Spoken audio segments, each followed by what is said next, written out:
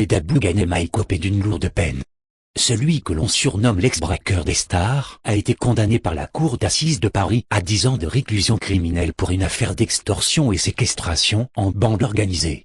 L'ex-braqueur des stars n'a pas scié. Les 6 acolytes qui comparaissaient aux côtés de Abou Ghanem ont eux été condamnés à des peines allant de 10 mois d'emprisonnement avec sursis à 7 ans de prison. À l'issue de 8 jours de procès, l'avocate générale Sylvie Cachaner avait désigné mardi Jared Abou Ghanem comme l'homme qui tire les ficelles, qui a le pouvoir, et requis 10 ans de prison à son encontre. Déjà 30 ans de prison, derrière lui les faits remontent au 10 octobre 2012. Abou Ghanem appâte des clients dans une chambre de l'hôtel 4 étoiles Concorde Montparnasse à Paris, en leur faisant miroiter une cargaison de smartphones dernier cri à prix cassé. Les victimes sont ligotées et braquées. Abou Ghanem a révélé lors de son procès qu'il connaissait ces dernières, des voyous à qui il avait confié son argent, mais qu'il l'avait berné.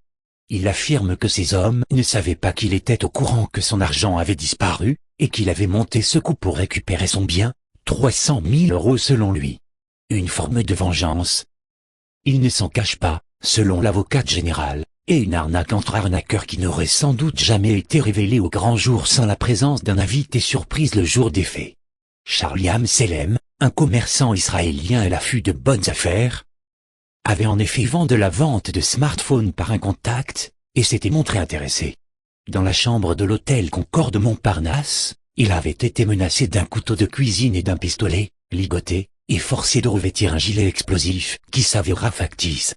C'est son récit à la police, confirmé en partie par la vidéosurveillance de l'hôtel, qui a permis de découvrir l'arnaque. À 46 ans, Abou Ghanem a 30 ans de prison derrière lui.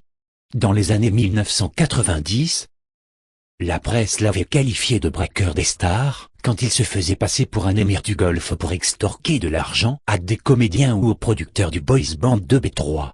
Regardez d'autres vidéos sur site, vidéo.5la.net.